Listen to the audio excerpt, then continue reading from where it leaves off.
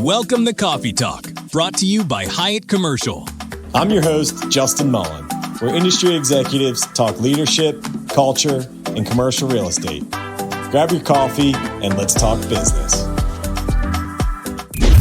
And just before I walked in here, we were parked next to each other and I'm on a deep conversation. I'm sure he's like, Justin, very busy with business over there. Nope. I was talking to another dad who's considering coaching the B team. Let's go. You know, where I'm supposed to be the A team coach, and he's a great dude. I'm like, you've got to do it. Like, I'm begging him to. But Ben's daughter just graduated high school and is off to play. Is she going to play? Off to play goalie at Marymount, study interior design and minor in music, we're thinking. Interior design.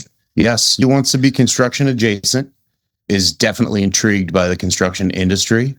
So interior design, I'm hoping, leads to hardscape and exterior design as well, because she and her mother are plant whisperers, and interior design is a specialty beyond architecture that's really special and sets off a space. Oh, no, it's awesome. Our family teamwork is I build the structure and they make it pretty. And it's a great balance, but she's seen that for 18 years of her life. It's funny you say that, because that's my structure too, although I don't nearly have any of the expertise you have. In fact, both of the major renovation projects I've done on my house, I've used you as my sounding board. But Courtney's an interior designer. Absolutely. And she actually had somebody, one of our babysitters or sister of our babysitter was doing a walkthrough with her just last week. But everybody thinks interior design is like pick colors and shades and this. It's like, no, you have to go in while they're building it, identify the exact location of every piece of lighting, whatever you're doing before it's built. Yeah. Yeah. But anyhow, with all of that, congrats on being dad to a graduate now. Retired coach. Yeah. Retired coach. And I'm sure she's totally off the payroll now, right? Probably not. But you got a chance. You're moving in the right direction. So yes. Well, thanks for being here. I'm excited to do this. We've been friends for a long time. We'll get into the beginning of our relationship, which started through business, not through friendship, has grown into a great friendship. But to start, we like to frame the conversation with a question. If you had to describe your leadership style in one or just a couple of words, how would you do it? I would restate how Charlie McKenzie introduced me to Justin Mullen. All right. I look to be the first phone call for a customer and the first phone call for my employee. Very important in the last few years from an office and work ethic standpoint, not in the field. Leading my office by example is a very important component of my leadership strategy. I don't want to have to say it. I want to show it. And I want them to emulate it. And that's really my leadership in a nutshell. So leadership by example is being the sounding board for everybody, it sounds like. Yes. Approachability. Yep. And lead silently by example. And then routine leadership accountability matrix in group and one-on-one fashions. Cool. And project team fashions. Yeah. We will come back to that, because that's a lot of what we talk about is leadership style and is there an operating system. But for our listeners, introduce yourself. Sure. Introduce your business, give us a little background, and kind of start wherever you want to. Sure. So my name's Ben Harries. I'm one of two owners of BGC, and BGC is two companies, BuilderGuru Contracting, which we started back in 2003, and Gardiner Contracting, which is what I used to call my older uncle in construction in this market. And we acquired that business in 2009. And it's an interesting dynamic. Like I said, the relationship is the core of all of it. So many of my employees I knew for years before I hired them. Many of my customers would call me for advice for years before they ever considered using me. And that culture has just kind of permeated. We had an interesting dynamic as we were growing as a business, where we were hitting a size limitation. We couldn't get projects bigger than $2.5 million. The construction industry as a whole is garnered around, its commercial construction is low margin. Sorry, let me restate that. Commercial construction is high volume, low margin construction project types. And if you can't get any work over $2.5 million, you got to do a lot of $2.5 million jobs. So I was trying to increase that average job size. At the same time, one of our first customers, Skip Gardiner, his sons had bought the construction company and the two older brothers were ready to move on. So they approached us and we acquired Gardiner and Gardiner. So we grew by acquisition. But they were also a ground up construction company, correct? Yes, so much bigger job sizes. Right. So you guys, I know a little bit of the history. So you guys had a great tenant fit out and that type of business, in particular in restaurant work. Correct. I know you traveled the country doing. And Gardiner and Gardiner gave you another kind of complementary ground up platform. So if we're going to stick to sports analogies, we had Gardiner and Gardiner was the defense we didn't have. We had an amazing run and shoot offense, and we needed that infrastructure and that stability on defense. And we bought a resume, we bought an infrastructure, and we bought what we perceived was a competitor. Yep. As we were going to grow, we were going to be competing against our big brother and uncle, whatever you want to call them, in construction in this market. And we actually did this for Mr. Gardiner before we even knew we were doing it. Gardiner and Gardiner in his Crofton office park was building their mixed-use buildings. Right. And the boys were sick of building and getting nitpicked by dad when he was leasing the office spaces. Right. We built a hot yoga studio. We built an auto repair place. And we would follow Gardiner and Gardiner. They'd do the site work and the vertical construction. And then we'd follow behind them and do the interior fit outs. So, and then as we were growing, we're adding that restaurant experience opportunity. And then we wanted to go build out off campus. And the Gardiner family, who's been around for a long time, has a great name and a great reputation at that time. And so not only were you building or acquiring the infrastructure of that, but also the relationships that they have. 100%. Jobs walk in the door every week because of the Gardiner family's name. Yeah, it's not unlike Hyatt and Reliable and the Baldwin family. And those are the OGs of development and construction in this market. Yeah. And even when we acquired Murphy Commercial, it was similar, although we were bigger than they were at the time, but Dennis had built a great name and a great, tons of relationships. And it made a lot of sense for us to bring Dennis in and use our kind of our resources and platform, but his name and their relationships. But so let's focus on the relationship thing. Yes. And then I want to come back to the story of you and your partner, because I know that's meaningful too. But yes. And I emphasize the relationship thing because I started in January of 2008. I've said it on the podcast a couple of times, but the world fell off a cliff shortly thereafter. Yeah. And so had I not gotten an opportunity in the beginning of 2008, I probably wouldn't have gotten one ever in the business, just given the way the world was going. But I never received an income. I remember the first two ever inbound calls I ever received. One was a lady in New York City who I had been cold calling every week since the first week I started in the business. And it probably took 6 months before she called me back, which ultimately led to the biggest opportunity of my career for probably the first 10 years that fell apart on the signing table for like $500,000 commission. So I could give that horror story, but I remember getting the inbound call, and I remember getting an inbound call from a guy named Ben Harries who wants to take me to lunch. And I'm like, what the heck does he want to take me to lunch for, Yeah. And so we went to Boatyard and sat down and talked about kind of our crossover of paths into the industry, and told me about your business. And we did maybe a story about the pink house. Yeah, we did. Yeah, we did. San Francisco. We did cross paths unbeknownst to either one of us at the time, but Ben was living in San Francisco and I was traveling through coaching lacrosse, and I stayed at his house, which I don't even think you were there, but no. There's some stories in there. Yeah. That I wasn't. Yeah.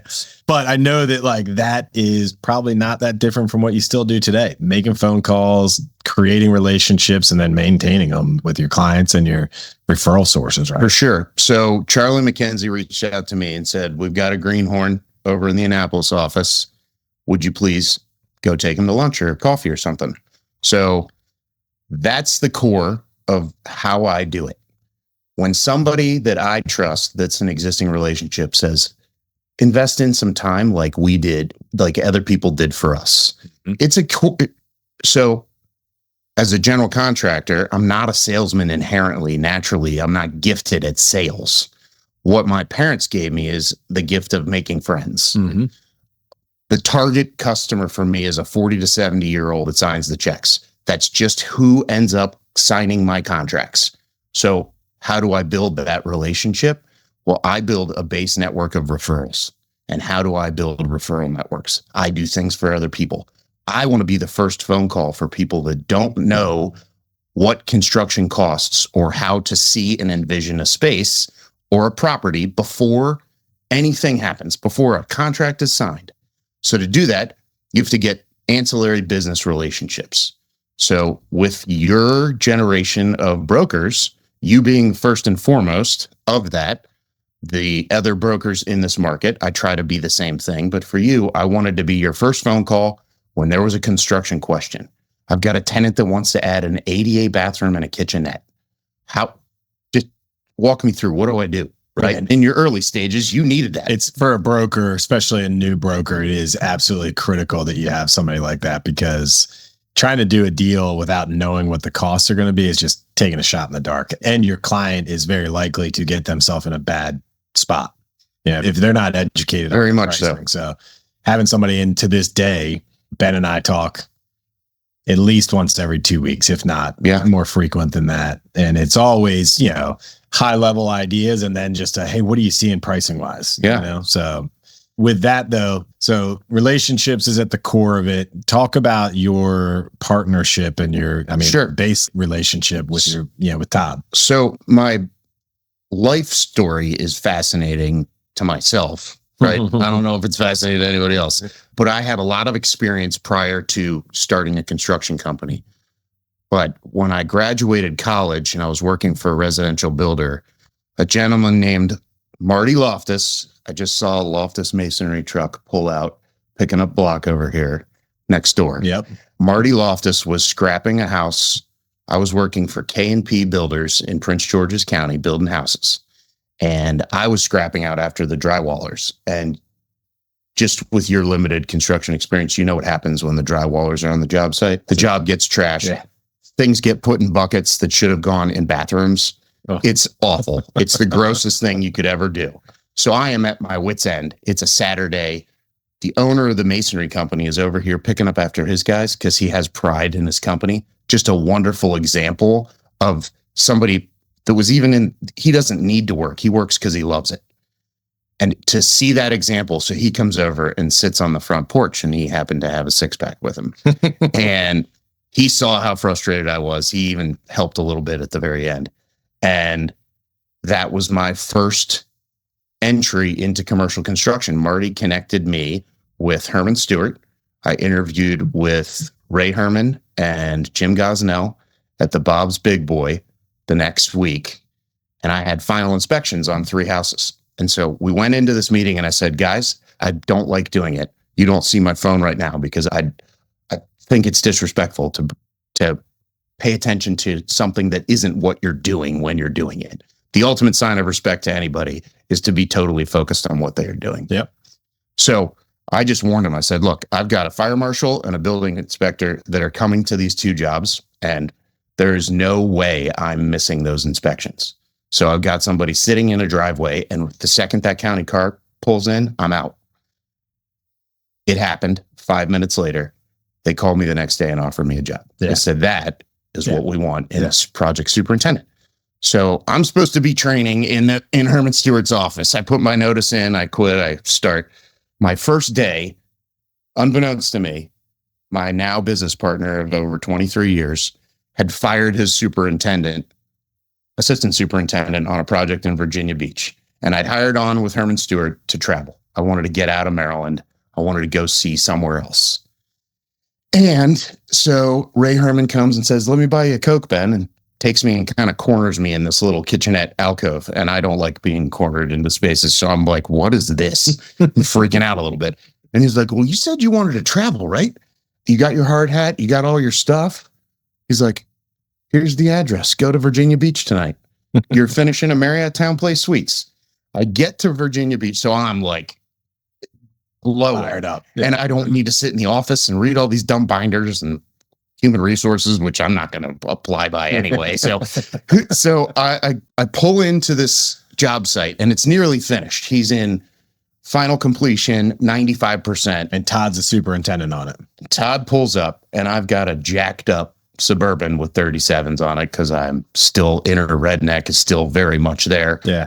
And he pulls in this stock, same color GMC Suburban, and I can just tell he's mad. He's mad that his assistant has a cooler truck. You know what I mean? Right out of the gate. He looks at me and throws this giant set of keys through across from window to window. And he goes, your cleaners are upstairs. Why aren't you up there?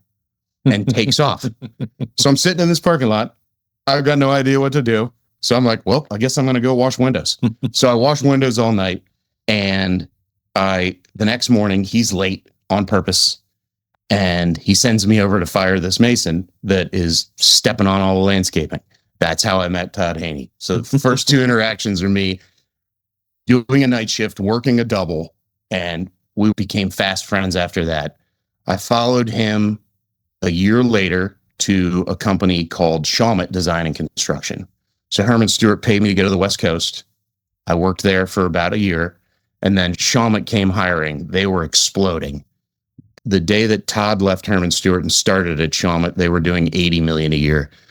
5 years later, when I left Shawmut, they were doing $500 million a year. They're now $1 billion a year company. Wow. Yeah. So we got to be part of this entrepreneurial culture. Yeah.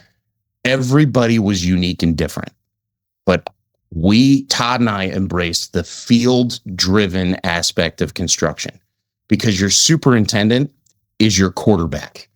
The most glorified, highest paid position in your company, it should be your project superintendent. And the cultures in other companies is to put them under other tiers of executive managers, manage down. Yeah. Well, it doesn't work.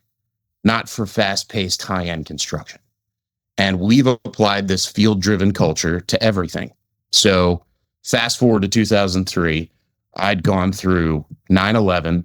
They laid off half of the field workforce. They promoted me to project manager at Shawmut.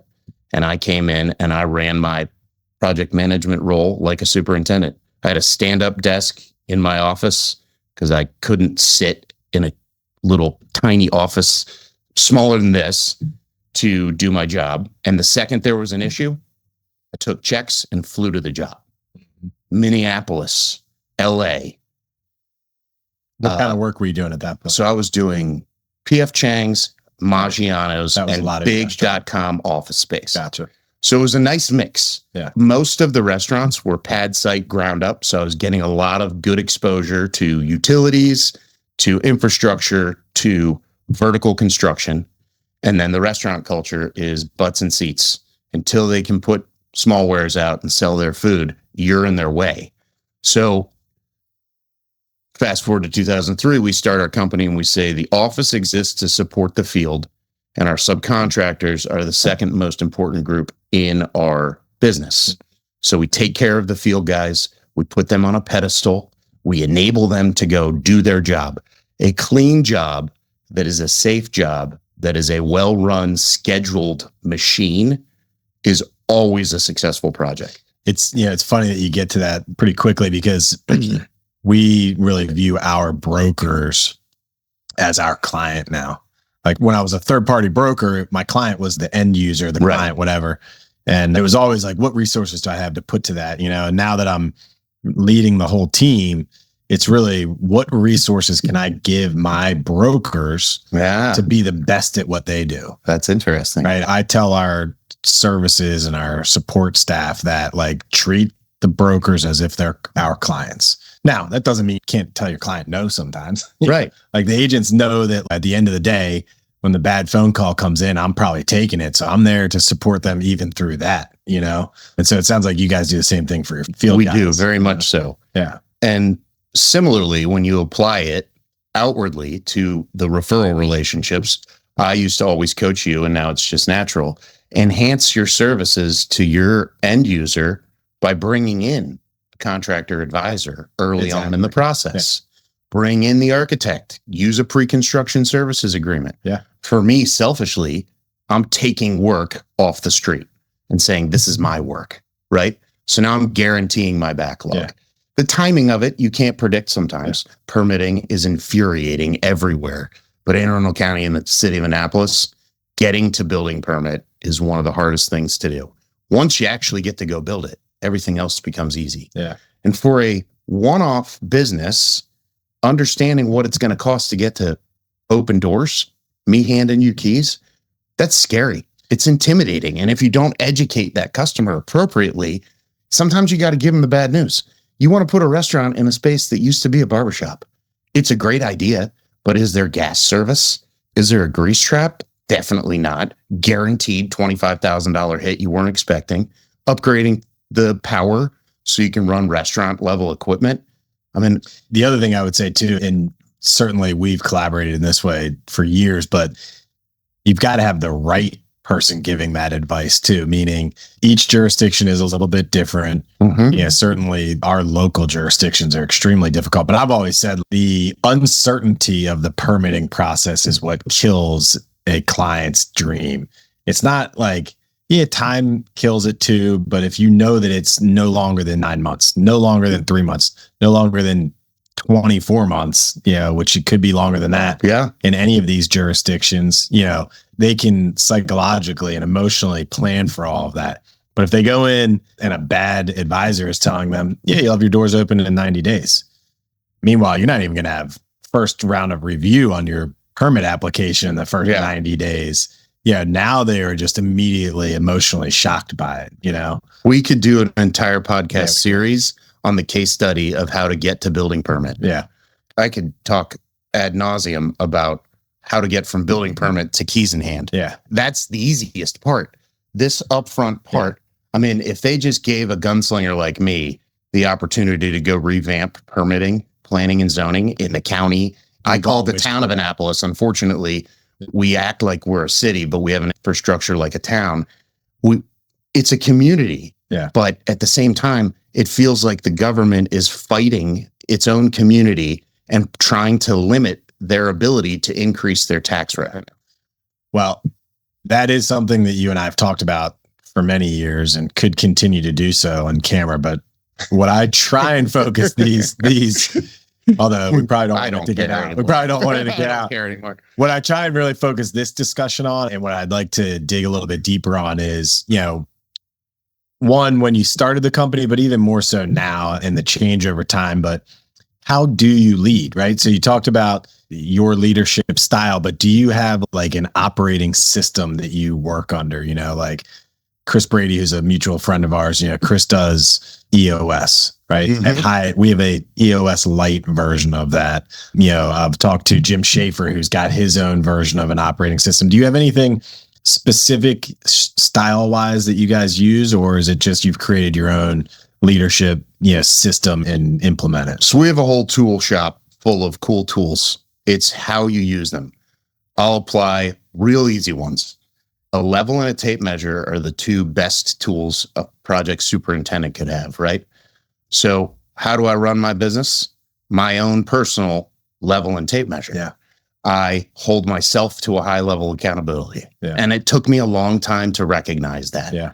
And I've been candid with you, sharing my personal adventure. Yeah. And raising a daughter had a tremendous amount to do with my personal change. Right. Learning about yourself. What I really found was the more accountable across the board in life, in physical health, in mental health, in spirituality, when I held myself to a high standard, and I've continued to elevate that, I have a bit of a problem with hypocrisy, beating my chest about it, because I don't want anybody to think I'm judging them and how they do it.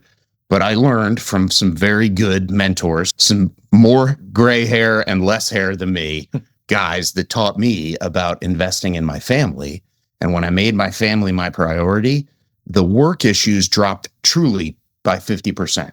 Because I was sharper, I was more honed, I was rested, and I was focused. And so then I brought in a match to our first superintendent. So my first superintendent that I hired in 2003, Neil Raines, is my vice president of operations. He runs the field. Until 2 years ago, we didn't have anybody but me running the office. And while I am a good coach, I'm a good coach of younger people. I am not a good coach of people my age that still need training. I needed somebody else to be their coach so that I could be the GM and I could go, Coach, player, you two need to accomplish these things. Give me a plan on how you are going to do it. Yeah, it's funny you say that. We've really grown substantially in the last 5 years. And one of the things that has been a huge help is, not just a day one of your time with Hyatt business plan, but every year every agent creates a new business plan. And then we set an accountability structure to, have a bi-weekly huddle or whatever. Each agent's a little bit different, but one of the things, and I'll give you credit now, although I don't know that I thought of you as being credit worthy when I wrote it, but I've written like a 10 or 12 axioms for a new agent or something like that. Axiom number 1 is, prioritize your life. Self first, family second,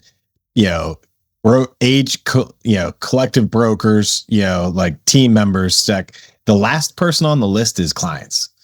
And that sounds crazy, except but it's necessary. If done properly, all of those things that lead up to the client make your service to the client substantially better.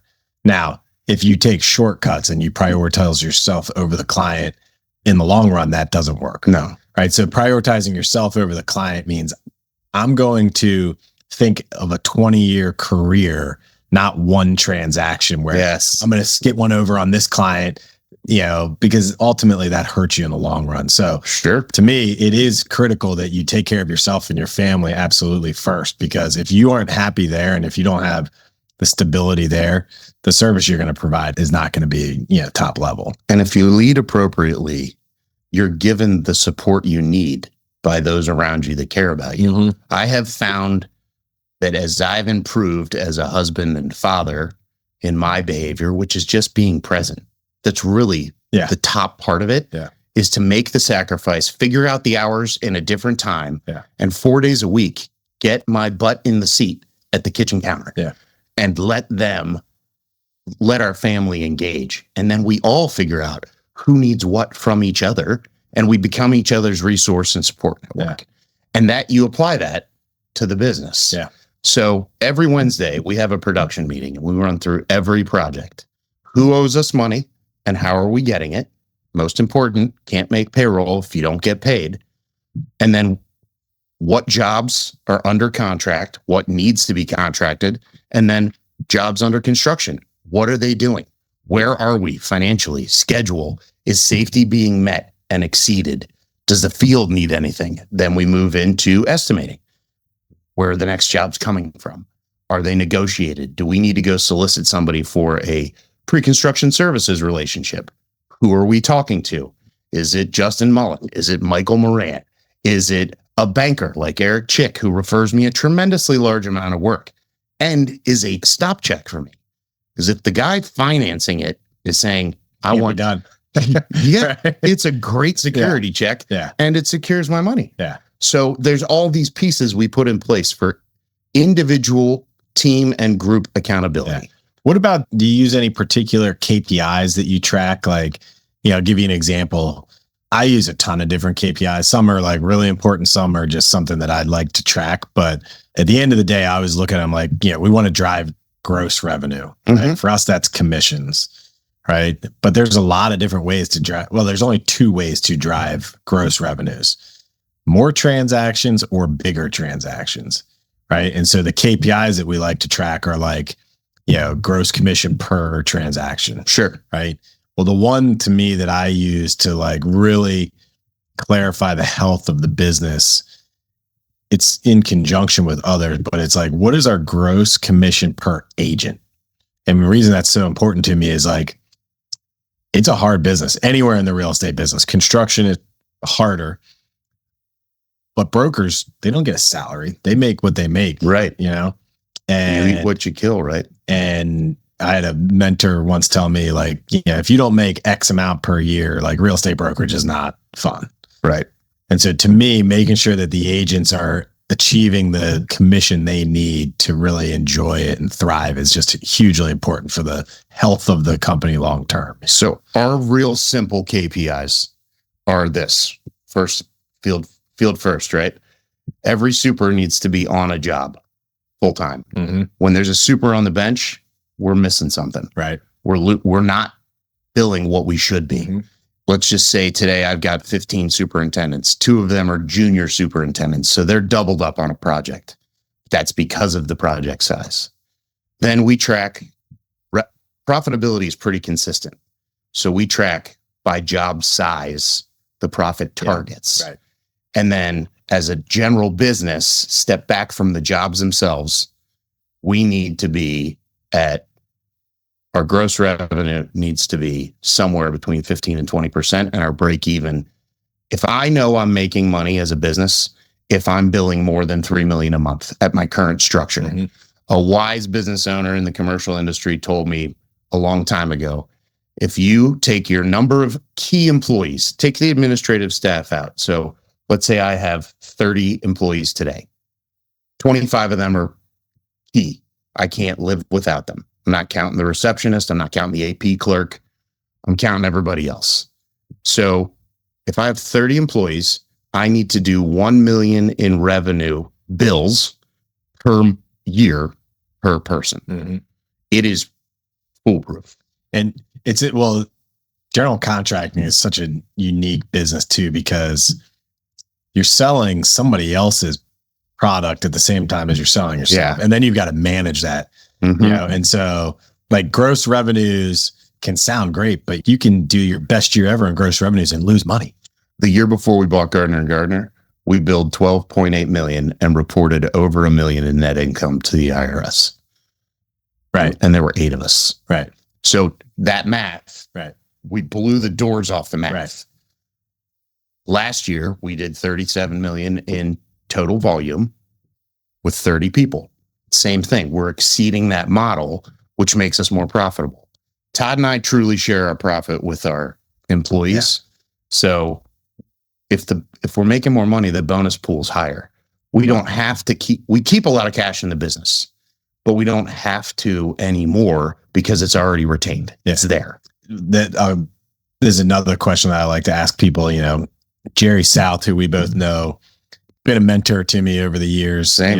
Without me ever asking, without him ever offering, and he, would always tell, just drill into my head, like, you got to have the right people, and then you got to align them through the incentives, right? And as long as you got the right people and you get them aligned because you're paying them to the things you want to achieve, it's hard to fail if you're doing that, So that's true. Yeah. So with that being said, tell us kind of what the future looks like for you guys. Like where do you've been growing quickly, but it's 23 years, right? Yeah. In the business. Where does it go from here? So, what is success in your mind in 10 years for these next 10 years? Consistent performance with steady growth, not rapid, dramatic growth, but steady growth where we increase our average job size. We're relatively protected from the market because just like when we bought Gardiner and Gardiner, we had a heavy amount of large jobs that we were under construction on. And then the market tanked as we completed those jobs and the restaurant remodels crept in. So a good amount of ground up construction work in the mixed use, industrial, retail type world, restaurants, cannabis, which has been good both locally and as the national firms buy up, we go out and do that. The restaurants take care of themselves. They walk in the door, people are referred to us in this market, and then we get to go work with them in other markets. You said somebody's name back a couple minutes ago that hopefully I get my third opportunity with them. That's the relationship building. Yep. That's being a member of the St. Mary's community. And then that last side is what we've been doing more and more of, and that's multifamily construction. And that is because the $15 to $20 million jobs, the Harkins and the Coakleys of the world look at that as a small project. Right. I look at that as my pinnacle. So I can come in and show my owner-involved relationship strategy as a way to manage a customer that's never going to meet the owner of Harkins. Yeah. It's never going to meet the check signer at Coakley. Yeah. They're getting an employee. Yeah. I'm giving you an owner. Yeah. And on those big jobs, it means a lot to the customer. So I hear 2 things. One, being a generalist with specialty capability. Correct. Right. So as a company, you're a generalist, but you probably have key employees or yourself or Todd who are specialists in certain things, or at least have enough experience to be considered a specialist. Definitely. Which is the same as kind of our model. There's certain brokerages out there that all they do is investment sales or all they do is tenant representation, Yeah. But as a company, it's nice to be diversified for the exact reason you just mentioned. Like, you're going to ride the ups and downs of an investment sale market. You're going to ride the ups and downs of the tenant rep market, landlord market. So like having a little bit of all of those definitely balances out. You may not have the huge highs because you don't have everybody doing one thing when it gets hot. But the other thing I hear, and maybe I'm breaking news on the podcast today, but I think we're going to rebrand from Coffee Talk, which has treated us pretty well, to play the long game. Yes. And like you talk about a 10-year steady growth vision. That's the whole point for me. Is when I first got into the business, I wasn't looking to make a quick buck overnight and move on to the next thing. It's just like, you just keep stacking layer on layer on layer and keep growing it for as long as you can. And I truly look at it in the real estate side of the business, the people that have been in it the longest and that you look up to and go, man, I would love to be able to, they choose to stay in the business. Right. They don't stay in it because they got to make more money to pay their bills. They stay in it because they love what they're doing, because they've built these great relationships they can keep doing this with forever. And if they're good operators, they've built the infrastructure underneath of them that you got to, you want to take a 10-day trip to Europe with your wife, you go do it, and you're available and you stay in touch. But like, to elaborate on two little points of where do you see this going in 10 years? To be more specific on the business, I want to replace the moneymaker with the logo. So for my brand to grow, the brand can't be Ben Harries. But to get to that, I have to elevate the Ben Harries involvement in growing the brand. So doing things like this is a wonderful way to do that.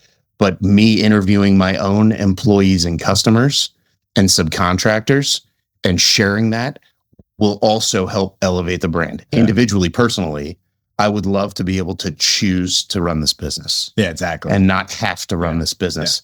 And to do that, I want to develop more property. Yeah. And that's ultimately, you and I've talked about it. I shared that strategy with you 15 years ago. Well, it's funny because your company is not named after you. And when we acquired Hyatt, not that the opportunity ever came up, but I got asked multiple times, like, why not name it after yourself? Why not name it something that different? I'm like, nah, I don't need my name to be out there. I don't want it to be branded to me for that exact reason.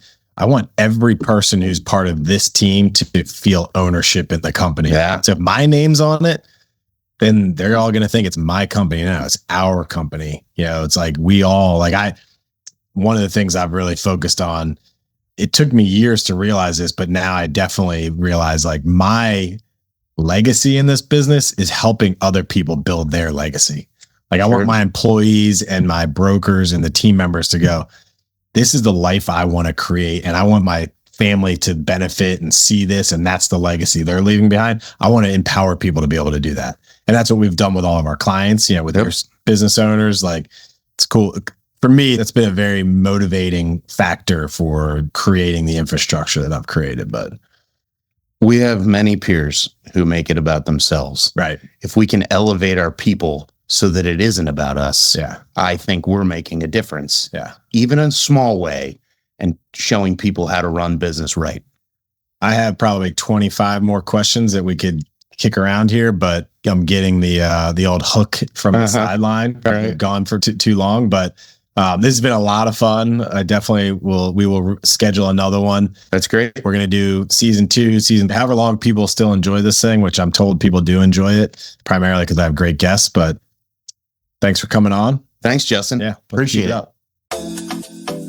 How'd we do? Yeah. Thanks for tuning in to Coffee Talk with Justin Mullen. Topics on leadership, culture, CRE, brought to you by Hyatt Commercial.